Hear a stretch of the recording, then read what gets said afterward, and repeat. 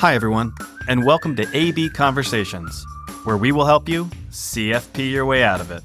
A podcast where you get into the minds of a couple certified financial planners on how we think and feel about everyday financial planning questions and what should really matter most to you.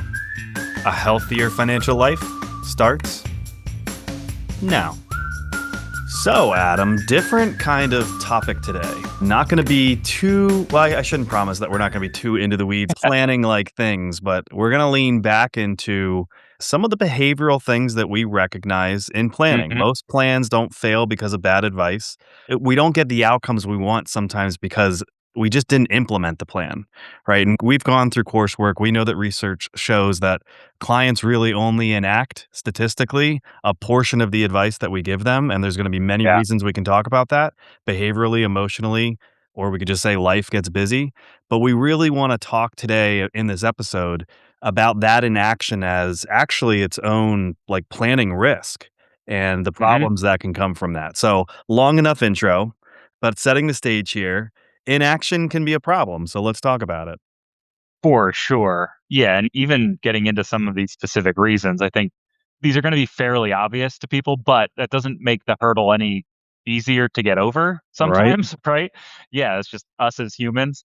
But one of them that we often see is just the feeling that there are either too many decisions that need to be made all at once, and it's just that decision fatigue. 3 or 4 just really big decisions to be made, but there's maybe some micro decisions along the way. By the time I get to the second or third thing that needs to be decided, I may just mentally be done, right? Yeah. Like, I don't want to make another decision.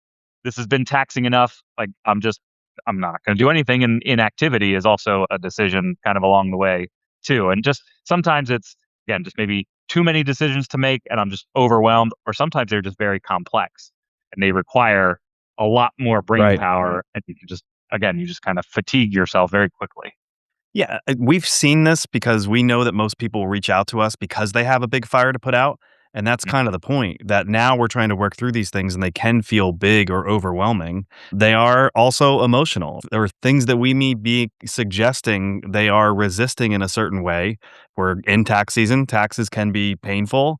Selling something, reallocating things, it can feel like, "Hey, I'm cutting my losses." There are just parts of this process, of course, that carry more weight than just I financially understand it, and I guess financially Yeah. we should do it, but there's still a human element to getting those things done and it not feeling okay at sometimes. Yeah, for sure. And I think there's a world here where it's a couple different things that get smashed together. It's the fear of being wrong or the fear of regret, right? If I make this decision, there is some finality to that. And now I have to deal with whatever the outcome is, right? Change Where is if I hard. could, yeah. So it's, what if I do this and I'm wrong? That's a reason to avoid it. But then on the other side, there's that false sense of security that, but if I don't make this decision now, then number one, I can't be wrong, right? If I'm not making a decision and I can just kick that can down the road, and that's a problem for future me to have to deal with. Yeah, and so much of planning is based on assumptions on the future. We especially when we're talking about retirement or longevity planning, even the estate planning where we're talking about, really big things about multi-generational wealth, trust us, you've got enough, you can do this. There is that, yeah, but today feels real and that feels like we're making too many assumptions and I can't know. I'm not confident enough to do that. And Yeah. then here we are with inaction. Yeah. And I think that's, if we needed to put like planning in a nutshell, that is kind of it, right? It's being able to separate the present versions of ourselves and see the future version of ourselves. I'm saying version too many times, but as a version, the future Yeah, yeah. version is still a version of us, but that is behaviorally a very difficult thing to conceptualize and treat your future you as the you today, because again, that's just not the way that we're kind of wired to think and feel about things. And because money is so emotional and visceral, I think that just adds to the difficulty. So I think those are a lot of the big ones. I'm just going to quickly rattle off Yeah. here.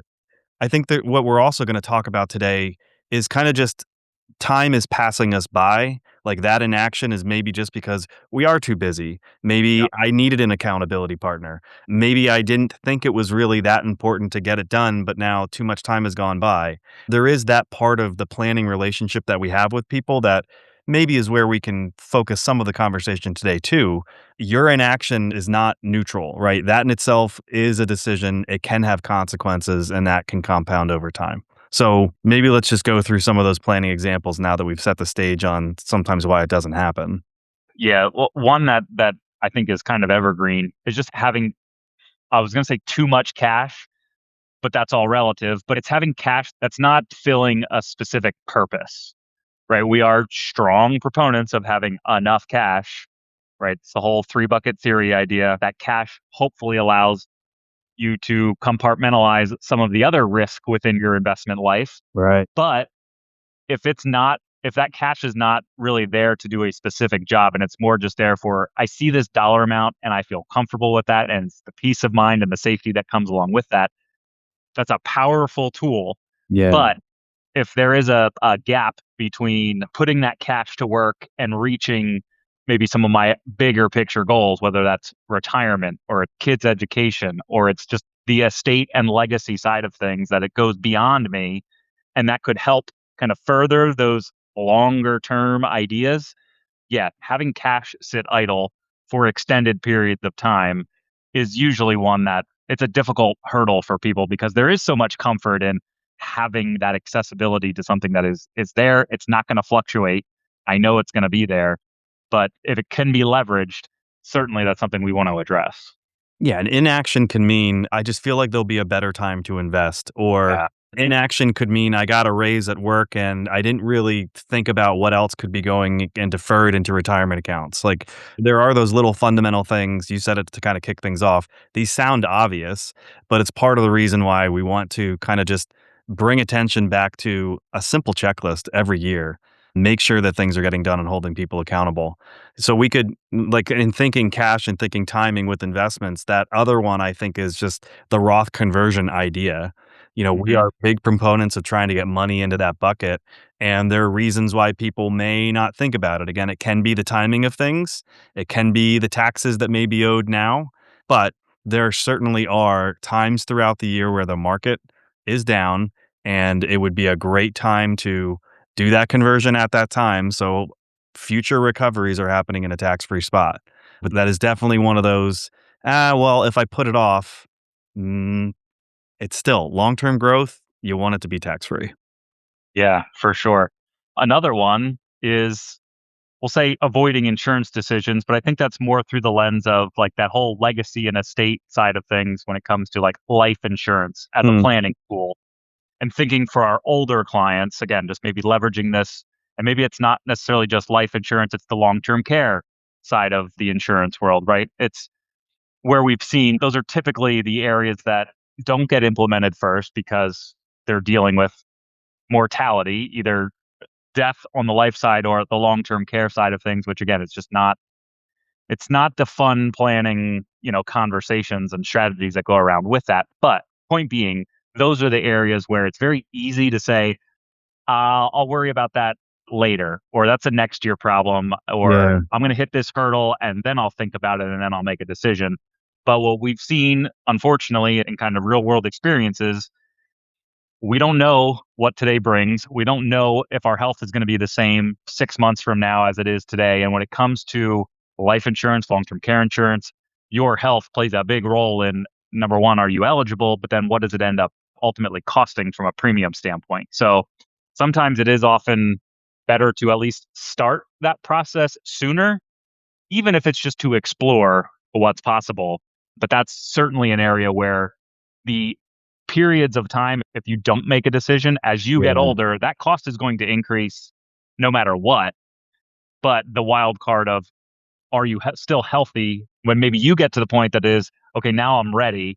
But if physically you're not eligible, now you're in a really tough spot where some of those options may now have been removed.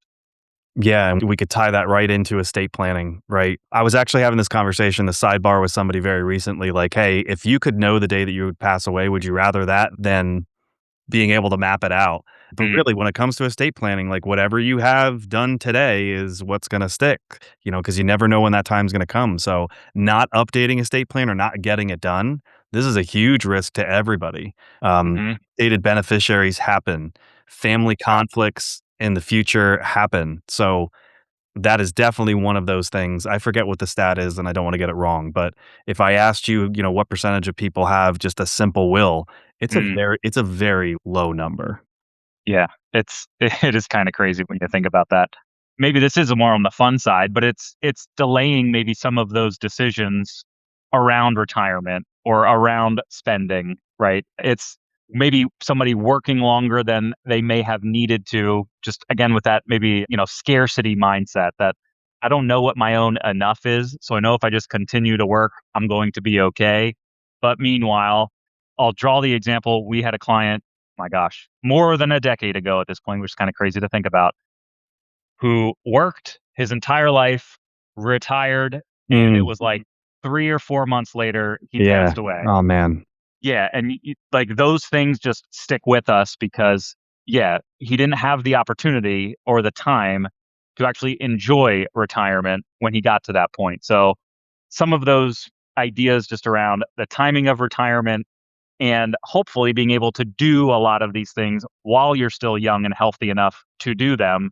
And we hear that from clients now all the time too. But it is a balance, right? It is trying to walk that line between living for today, making sure I'm still going to be taken care of in the future. Right. But again, we wouldn't want to see that situation where everyone's putting their eggs in either basket, right? Right. I'm not going to live today because I'm worried about the future or vice versa. Yeah, and this whole idea of inaction, like, now let's shift it. This is not to Yeah. sound judgmental, right? This is very normal behavior. I'm very guilty of this myself, and we really could wrap it all up in life can get busy. And the reality is not all waiting's bad, right? Sometimes it is appropriate, especially around investments. When emotions are running high, we want people to not take action. But if Yeah. there's situations where we're in partnership with somebody and information's not clear, right? They're not confident, that's great. Let's take a step back and let's slow down through it. When there Mhm. are major life things that are gonna be happening or kind of pending or there's a lot of uncertainty, that's a great time to kinda just pause and not have inaction, but that's different from, like, intentionally delaying things or unintentionally avoiding things, and that's where, like, we gotta be a partner in that process. We're not just here to Yeah. build plans.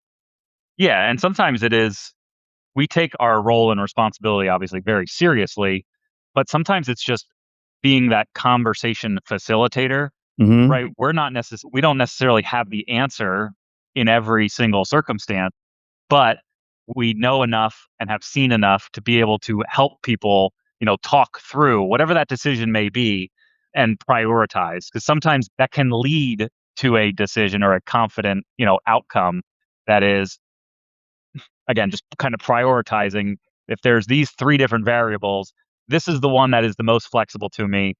And these other two are non negotiables. These need to happen. And again, that may change what that ultimate Yeah. decision kind of may be. Just kind of taking that one step further. If it does feel like, and maybe I said this earlier, if it does feel like it's just a big, kind of daunting decision, breaking it into smaller pieces is so helpful to just, again, be able to digest it and I think just remove yourself from the situation where what's the saying? You can't see the forest from the trees, right? Just Yeah. being able to kind of zoom out a little bit and see more of those little things that can lead to a bigger decision. Yeah, we can pepper this podcast with cheesy statements like, "How do you eat an elephant? It's one bite at a time." But we've seen that, and there is psychology and study behind this. If I Yeah. told Adam, like, "Go get your estate plan done," that feels daunting when the micro action could be, "Let's schedule an appointment with an estate attorney. Let's Yeah. use this cheat sheet to just think about who are the people and places that matter most." Take that big project and just it's one micro action at a time, one micro action at a time, and create some accountability around it. So the accountability there, I'm glad you said that. I think the key here, because as in your example, that is, hey, Adam, go get an estate plan. Yeah. If we said that to a client, well, I think we'd be met with, "What the hell are you talking about, Ben? What does that mean?" But you're right.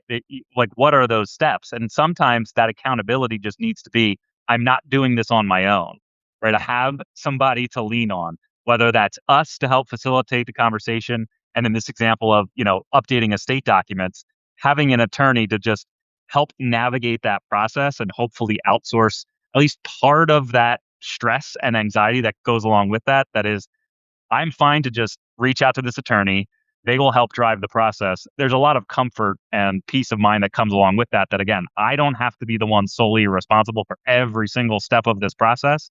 If I can lean on an expert, that's great. Yeah, or just bring it down to we try to end all our meetings with the next steps table. Who's going to do what by when? That's accountability. Can we break that down into micro actions?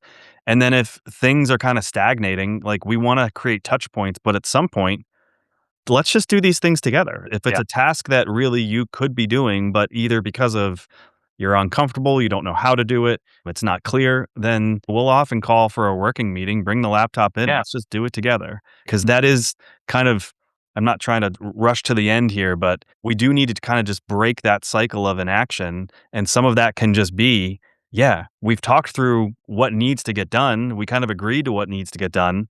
Then let's find a way to do it together. Yeah. In thinking of that, that just idea of, again, just breaking things down.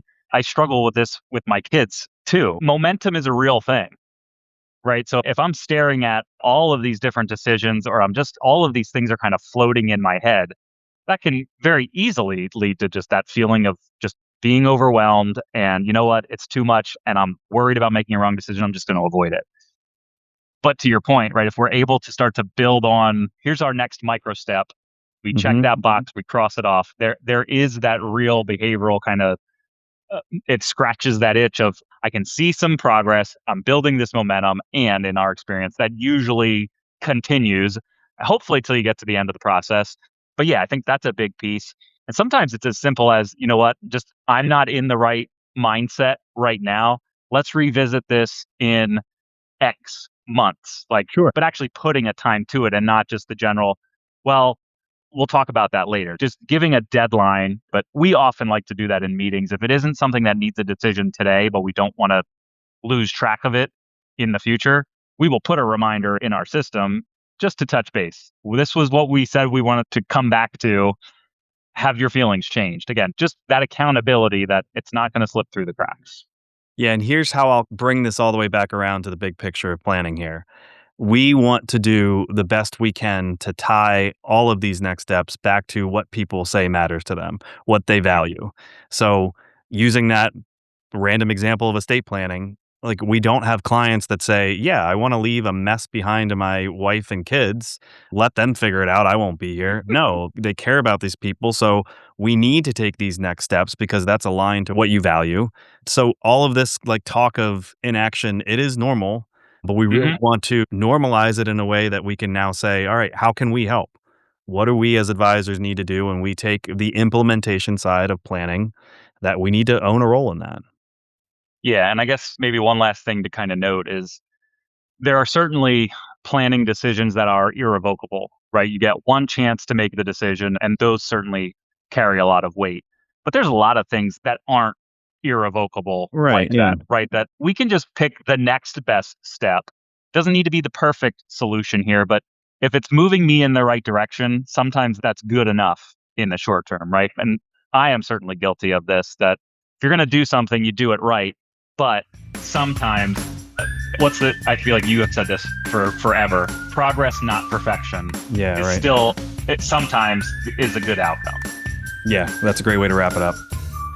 So, yeah, if there's anything on the plan that people have been putting off, like a little boost, a little push, no time like the present. Yeah. Happy to help. All right. Till next time. See you then.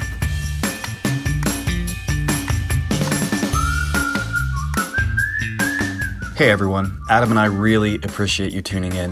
Please note that the opinions we voiced in this show are for general information only and are not intended to provide specific recommendations for any individual.